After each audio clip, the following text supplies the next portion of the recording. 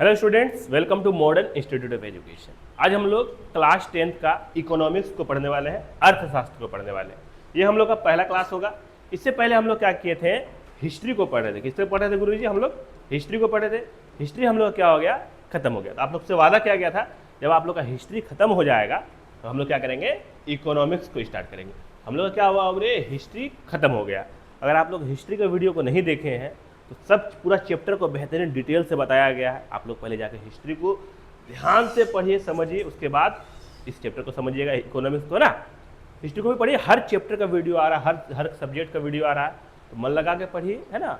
और 500 में 500 लाने का टारगेट रखिए। तो चैप्टर का जो नाम है, पहला चैप्टर का, उसका नाम है अर्थव्यवस्था एवं इसके विकास का इतिहास, the story of development of the Indian economy, है ना। इंडिया का जो किस तरह का अर्थव्यवस्था, मतलब पैसा वैसा कैसे क्या होता है, कैसे मैनेजमेंट होता है, उसके बारे में हम लोग हल्का फुल्का इस चैप्टर में जानेंगे। पूरा इस किताब में इसी के बारे में बताया गया, अर्थशास्त्र के बारे में बताया गया है ना। इस चैप्टर में हम लोग क्या करेंगे, पहले जितना भी मुख्य बात है हम लोग पहले समझेंगे। उसके बाद इस चैप्टर का ऑब्जेक्टिव 2 नंबर वाला, 5 नंबर वाला क्वेश्चन को ध्यान से समझेंगे, ठीक है, क्योंकि उस तरह का ही आप लोग का एग्जाम होगा। तो अभी से प्रैक्टिस करते रहिएगा तो आसान हो जाएगा, ठीक है। पहले चैप्टर क्या है, अर्थव्यवस्था, इकोनॉमी क्या है ना। अर्थव्यवस्था किसे कहते हैं, हमारी अर्थव्यवस्था किताब का नाम है अर्थशास्त्र। अर्थव्यवस्था किसे कहते हैं, तो जब कोई देश अपने संसाधनों, रिसोर्सेस का उपयोग कर लोगों की जरूरतें पूरी करता है तो इस व्यवस्था को अर्थव्यवस्था कहते हैं। अरे क्या बोला आपने, जब कोई देश अपने संसाधनों का उपयोग कर लोगों की जरूरतें को पूरी करता है तो इस व्यवस्था को अर्थव्यवस्था कहते हैं। जैसे कृषि, उद्योग, व्यापार, परिवहन, बैंकिंग आदि। जैसे हम लोग क्या किए, धान लगाए, धान उपज हुआ, उसके बाद उसको क्या किया, और चावल बना के खाने लगे। हम लोग भी खाए, फिर बेचे, फिर दूसरा आदमी भी खरीद खाया। तो जब कोई देश क्या कर रहा है, अपने संसाधनों उपयोग कर लोगों की जरूरतें पूरी करता है, हम लोग को पैसा मिला, मगर उसको चावल मिला ना रे। अगर किसान चावल नहीं, धान नहीं उगाएगा, कहाँ से खाएगा आदमी चावल। तो जब कोई देश क्या करता है, मकई भी हो गया, मकई से क्या बनता है, कुरकुरे बनता है, और बहुत सारा चीज़, मखाना हो गया, मखाना अभी बहुत महंगा हो गया अभी। तो ये सब चीज़ क्या हो रहा है बाबू, जब कोई देश अपना संसाधनों का प्रयोग करके लोगों का भलाई होता है, उसे क्या कहते हैं, अर्थव्यवस्था कहते हैं ना बाबू। उससे क्या हुआ, तुमको उसको चावल मिला और तुमको पैसा मिला, है या ना। तो इसी को तो बोलता है अर्थव्यवस्था, है ना बाबू।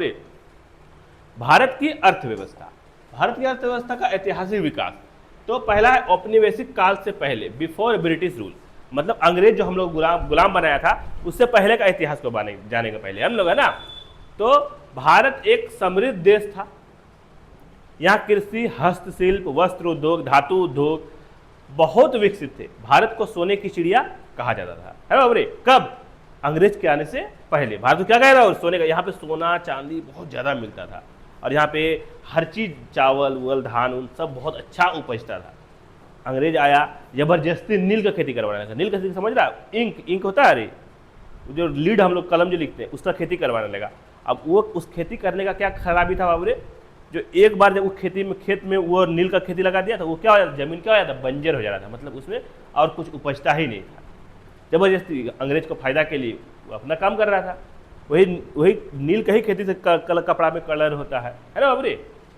तो पहले इसको क्या कहता था, सोने का चिड़िया कहा जाता था, है ना। पहले, अभी जानते हो कि जैसे उद्योग में क्या हुआ, जैसे कोई बिजनेस खोला, उसमें 4 आदमी 5 आदमी को रोजगार मिला, उसी को तो अर्थव्यवस्था बोलेगा ना बाबू। उसको अपना कमाई मिल रहा है, तुमको अपना रोजी मिल रहा है ना बाबू। तो पहले क्या कहा था बाबू, भारत को पहले क्या कहा था बाबू, सोने का चिड़िया कहा जाता था।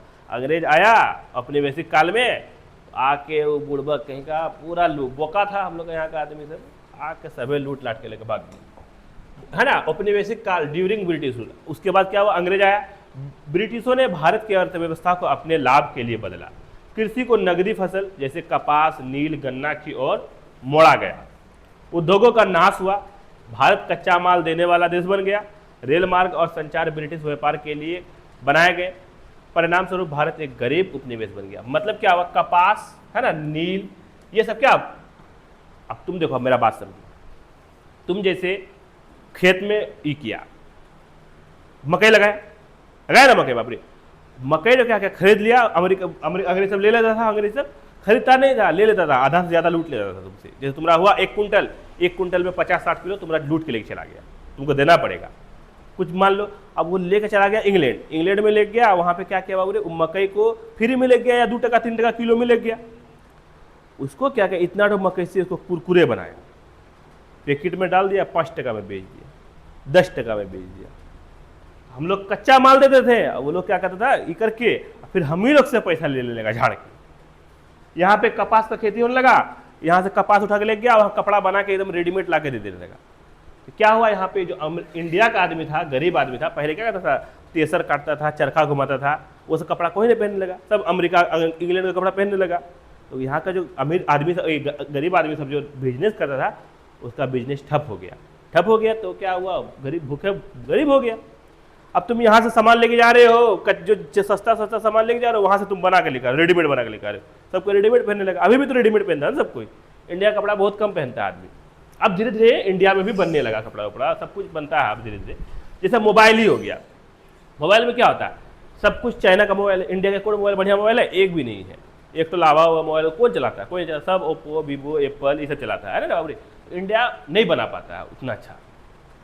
तो ऐसा होने लगा तो क्या भारत का आदमी क्या बनने लगा, और गरीब बनने लगा, कच्चा माल देने वाला देश बन गया। लीलर मार्ग संचार ब्रिटिश व्यापार के लिए बनाए गए, परिणाम स्वरूप भारत एक गरीब उपनिवेश बन गया, है ना बाबू। समझ में आ रहा है कि बात को, भारत कैसे गरीब बना, समझ में आ गया। अब यहाँ पे कोई किसी को काम ही नहीं मिलेगा, सब अंग्रेज सब काम करने लगा, कपड़ा वपड़ा बनाने लगा, वहाँ का लेबर मिलने लगा, वहीं पे पैसा कमाने लगा, बाकी लाके यहाँ पे खाली बेच देने लगा। यहाँ का आदमी खाली खरीद रहा था, काम तो मिल नहीं रहा था। स्वतंत्रता के बाद तब क्या हुआ, जब ऐसा करने लगा, बहुत बहुत बहुत सताया अंग्रेज, सब भारत के आदमी को बहुत मारा, गुलाम बनाया, बहुत कुछ किया। किसी तरह हिटलर, हम लोग को आज़ादी दिलाने वाला समझ लो हिटलर क्या हुआ, अंग्रेज सबको दौड़ा के मारा, इतना मारा द्वितीय विश्व युद्ध में, सेकेंड वर्ल्ड वार में, जो अपने आप छोड़ दिया देश को, इंडिया को। महात्मा गांधी, भगत सिंह लोग सबको भी थे, मगर वो उसका बहुत बड़ा हाथ है। भारत ने योजना बनाकर आर्थिक विकास की दिशा में कदम बढ़ाया, है ना। कब, जब हम लोग को देश को आज़ादी मिल गया। 1951 से पंचवर्षीय योजना शुरू की गई, कृषि, उद्योग, परिवहन, बैंकिंग, शिक्षा सभी में सुधार हुआ। 1951 में क्या हुआ पता है, बात क्या, जो हर 5 साल में हम लोग का इलेक्शन होगा और मुख्यमंत्री और प्रधानमंत्री, मुखिया, मेंबर सब बदलेगा, है ना बाबरे। योजना बना, कब बना बाबरे, 1951 में, है ना बाबरे।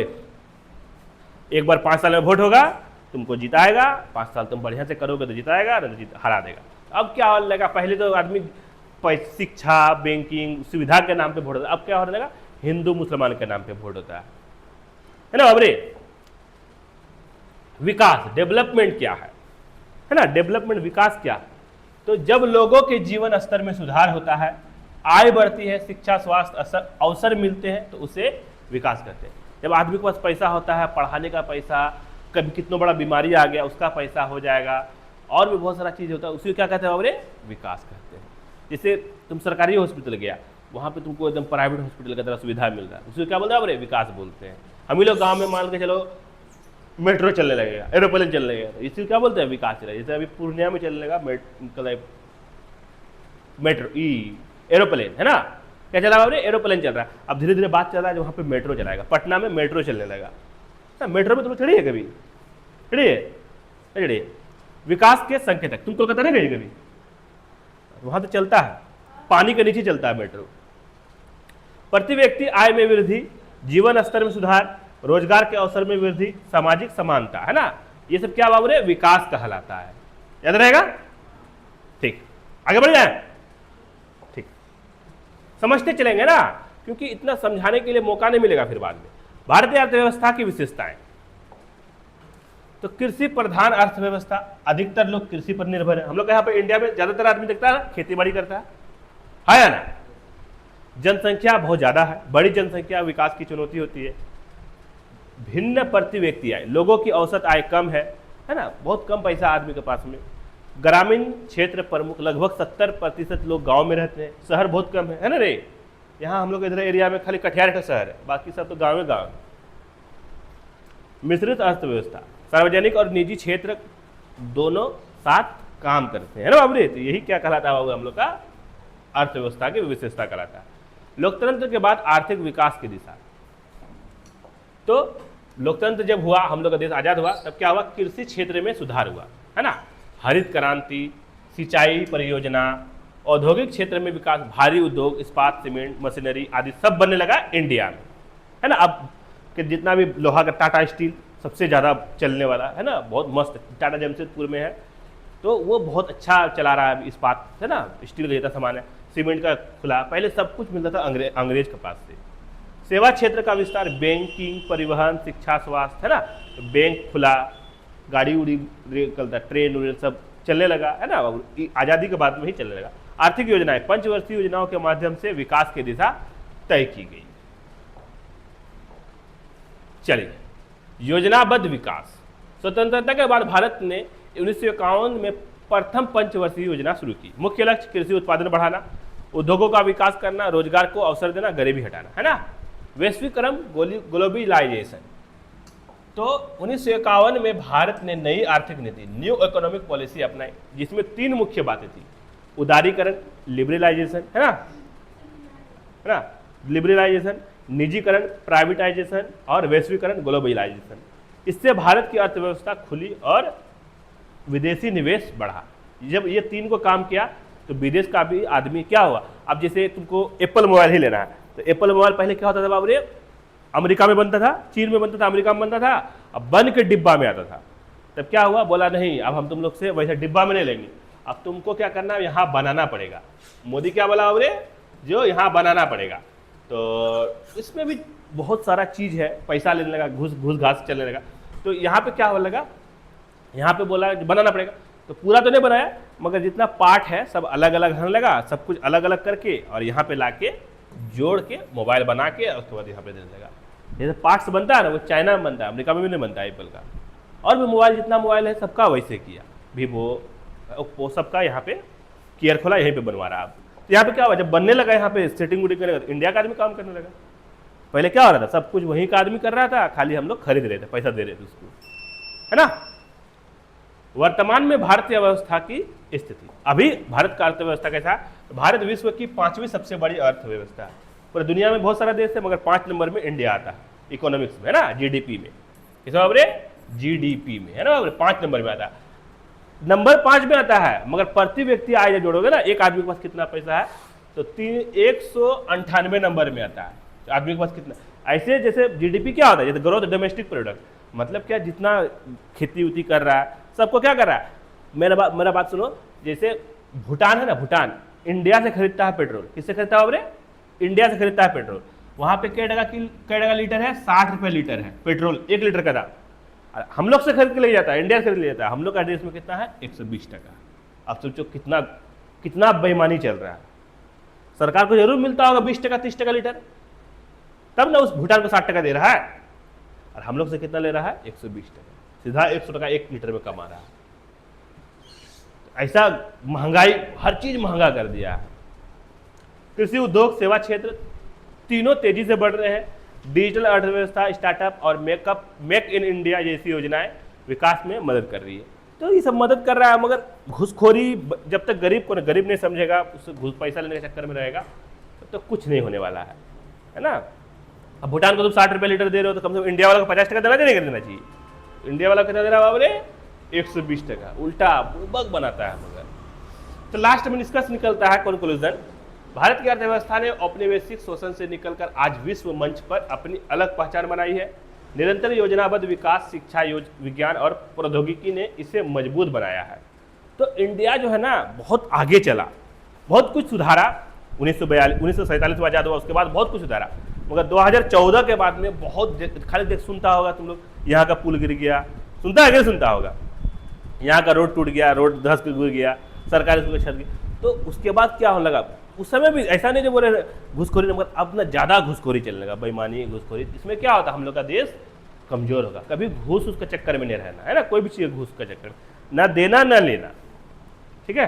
आ जाते हैं बाबू हम लोग, फिर भी बहुत अच्छा अभी चल रहा है और सब देश से, मगर इंडिया को देख, इंडिया क्या करता है, बुड़बक इंडिया पाकिस्तान से कंपेयर करता है। पाकिस्तान तो भिखारी देश है, वो तो खुद भूखा नंगा देश है, उससे कंपेयर करता है इंडिया जो नहीं हम उससे अच्छा है। उससे अच्छा नहीं बनना है, तुम कंपेयर करो अमेरिका से, जापान से, वो तो खुद भिखारी है, उससे तुमको कंपेयर करके क्या मिलेगा। बड़ा आदमी से कंपेयर करेगा तब ना तुम कितना कितना औकात है पता चलेगा। समझ रहा बात? तो तुम फकीर सबसे कंपेयर करेगा जितने हम उससे अमीर है, तुम है ये है, वो तो भीख मांग रहा है। मगर तुम अंबानी से जब तुम कंपेयर करेगा तब ना पता चलेगा तुम कितना औकात में है। बात समझ रहा है? तो ये हो गया हम लोग का ये चैप्टर का यहाँ पे द एंड। अब हम लोग क्या करते हैं बाबू, इस चैप्टर का जितना भी ऑब्जेक्टिव 2 नंबर वाला 5 नंबर वाला समझते हैं। तो भारत में पहली पंचवर्षीय योजना कब शुरू हुई? तो कब शुरू हुई बाबू? 1951 में। बताया कि नहीं बताया? भारत को सोने की चिड़िया किस युग में कहा जाता था? प्राचीन काल में। कब कहा जाता बाबू? प्राचीन काल में। औपनिवेशिक काल में भारत की अर्थव्यवस्था किस पर निर्भर थी? तो कृषि पर निर्भर थी। पंचवर्षीय योजना की शुरुआत किस वर्ष हुई बाबू? तो 1951। भारत की अर्थव्यवस्था का प्रमुख लक्षण है तो कृषि प्रधान देश है। नई आर्थिक नीति कब लागू हुई बाबू? तो 1951 में। याद रहेगा ना? वैश्वीकरण का अर्थ है तो देश को विश्व से जोड़ना। हरित क्रांति किससे जुड़ी है बाबू? तो कृषि से जुड़ी है। किससे जुड़ी है बाबू? किसान से, खेती बाड़ी से जुड़ा हुआ है। मिश्रित अर्थव्यवस्था का अर्थ है सार्वजनिक व निजी दोनों क्षेत्र, है ना मिश्रित अर्थव्यवस्था।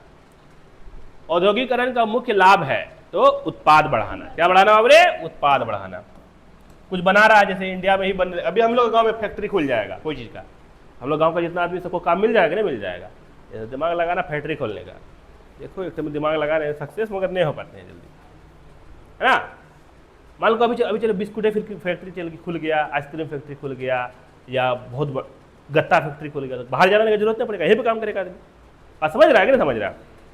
तो तुम लोग फैक्ट्री में काम करने वाला मत बनना, फैक्ट्री चलाने वाला बनना। समझ रहा है? फैक्ट्री कौन चला सकता है? अनपढ़ आदमी नहीं चला पाएगा, पढ़ा लिखाई आदमी चला पाएगा। पढ़ो लिखो सोचो, नौकरी नहीं कर पाया, नौकरी का दिमाग लगाओ, क्योंकि फैक्ट्री खोलने के लिए करोड़ों रुपया लगेगा तुमको, उतना औकात नहीं है तुम्हारा बाप माँ के पास में। हकीकत बात जो है, उतना औकात हम लोग गाँव में किसी के पास नहीं है। हाँ, पढ़ लिख के कुछ करके अगर तुम कर सकता है, नौकरी भी करके, तब तुम चला सकता है। चाहे हो सकता है, कुछ भी हो सकता है, तो दिमाग पढ़ने के बाद में ही दिमाग खुलता है। तो अर्थव्यवस्था क्या होती है? वह व्यवस्था जिसमें लोग अपने संसाधनों का उपयोग कर अपनी आवश्यकताएं पूरी करती। इतना दिमाग में रखो बाबू, जो हम लोग को बड़ा होकर गरीब नहीं रहना, इतना सोच कर रहना। पैसा कमाना कैसे? नौकरी करके। अभी सोच कर रखो जो हमको क्या बनना है, उसके लिए पूरा पड़पड़ा के मेहनत करो, गत्ता फत्ता में मत जाना, बहुत पछताओगे बाद में। मेरा बात का तुम लोग वैल्यू नहीं दे रहा है, मगर बाद में बहुत पछताओगे। भारत को सोने की चिड़िया क्यों कहा जाता था? क्योंकि भारत समृद्ध, संसाधन युक्त और व्यापारिक रूप से अग्रणी था।